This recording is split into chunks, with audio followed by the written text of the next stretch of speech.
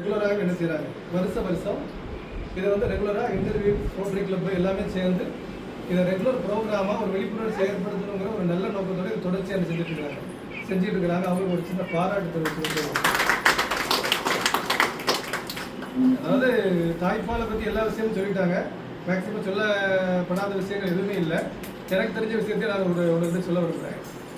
அதாவது உதிரத்தை நிறம் மாற்றி, நம்முடைய உதிரத்தை நிறம் மாற்றி, சிவப்பாக இருக்கக்கூடிய உதிரத்தை வெள்ளையாக மாற்றி இந்த உடம்புக்கு உரமாகக்கூடிய தாய்ப்பாலை போல ஒரு மருந்து இந்த தரணியிலேயே கிடையாது அப்படின்னு சொல்லி ஒரு பழமொழி உண்டு. சரியா? இந்த தாய்ப்பால் வந்து என்னன்னு பார்த்தீங்கன்னா, இப்போ வந்து முதல்ல சுரக்கக்கூடியது சொன்னாங்க சீம்பால், அதாவது மஞ்சள் கலராக இருக்கக்கூடிய முதல்ல ஒரு 3 to 4 நாளைக்குள்ள சுரக்கக்கூடியது வந்து கொலாஸ்ட்ரம் அப்படின்னு சொல்லக்கூடிய சீம்பால்.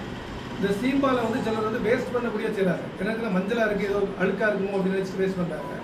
இது என்ன சொல்கிறாங்கன்னு பார்த்தீங்கன்னா திரவ தங்கம்னு சொல்கிறாங்க. அதாவது சீம்பாலை வந்து திரவ தங்கம்னு சொல்கிறாங்க. ஏன் அப்படின்னு கேட்டிங்கன்னா, அதில் சொன்ன மாதிரி நீங்கள் சொன்ன மாதிரி நோய் எதிர்ப்பு சக்தி அதிகமாக இருக்குது. அதில் இன்னும் பெரிய விஷயம் என்னென்னா இம்யூனோகுளோபுலின் அப்படிங்கிற மாதிரியான ஒரு விஷயம் இருக்குது. இந்த இம்யூனோகுளோபுலின் அப்படிங்கிற என்னென்னா நோய் எதிர்ப்பு ஆற்றலை வளர்க்கக்கூடிய மிகப்பெரிய ஒரு அற்புதமான ஒரு சக்தி அதில் இருக்குது. இந்த இம்யூனோகுளோபுலின்றது எப்போ பயன்படுத்துன்னு பார்த்தீங்கன்னா, இப்போ வந்து ஆட்டோ இம்யூன் டிசார்டர்ஸ் சொல்லக்கூடிய நிறைய வியாதிகள் இருக்குது. அதில் வந்து குலன்பெரி சிண்ட்ரோம் ஜிபிஎஸ்னு சொல்லுவாங்க. அதுக்கு வந்து ஒரு பிரச்சனை வரக்கூடியவங்களுக்கு இந்த இம்யூனோகுளோபின் ஏற்றுறாங்க.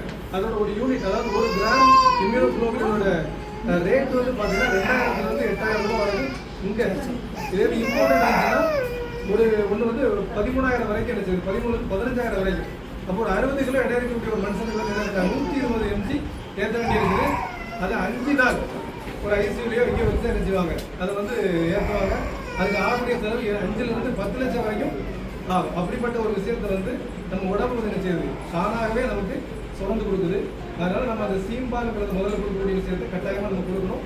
அதுக்கப்புறம் பிறகு எப்போவுமே குழந்தைக்கு எல்லாமே சொல்லிட்டாங்க, குழந்தைக்கு கொடுக்கக்கூடிய அந்த டைமிங் சொல்கிறாங்க. அதாவது முதல்ல 15 to 20 நிமிஷம் வரைக்குமாவது பால் கொடுக்கணும், கொஞ்சம் கொடுத்துட்டு எடுத்துடக்கூடாது. அப்படிங்கிறதுக்கான காரணம் என்னென்னா, முதல்ல சுரக்கக்கூடிய பால் வந்து 4 மில்க்னு சொல்லுவாங்க. அதுக்கப்புறம் சொல்லக்கூடிய பாலை வந்து கின் மில்க்னு சொல்லுவாங்க, அதாவது பின் பால் அப்படின்னு சொல்கிறது. என்னென்னு பார்த்தீங்கன்னா, முதல்ல சொல்லக்கூடிய பாலில் வந்து தண்ணி இருக்கும், அதே மாதிரி சுகர் இருக்கும், அதே மாதிரி விட்டமின்ஸ் மினரல்ஸ்லாம் இருக்கும். அது குழந்தைக்கான தாகத்துக்கு பயன்படும். அதுக்கப்புறம் சொல்லக்கூடிய பாலில் பார்த்தீங்கன்னா ஃபேட்டு, ப்ரோட்டீன், இந்த மாதிரியான விஷயங்கள் இருக்கும். இது வந்து குழந்தையோட பசியை வந்து போக்கும். இது வந்து குழந்தைக்கு வெயிட்டை வந்து என்ன செய்யும், இன்க்ரீஸ் பண்ணும். அதனால் 5 நிமிஷம் பால் கொடுக்குறத விட ஒரு தொடக்கத்தில் ஒரு 15 to 20 நிமிஷம் கொடுக்கும்போது அந்த முன்பால் பின்பால் அப்படிங்கிற 2 விஷயமே சுரக்க ஆரம்பிக்கும். அதனால் அதை தொடர்ச்சியாக கொடுக்கணும். அப்புறம் பொசிஷன்லாம் சொன்னாங்க, எல்லாம் இது பண்ணிக்கலாம்.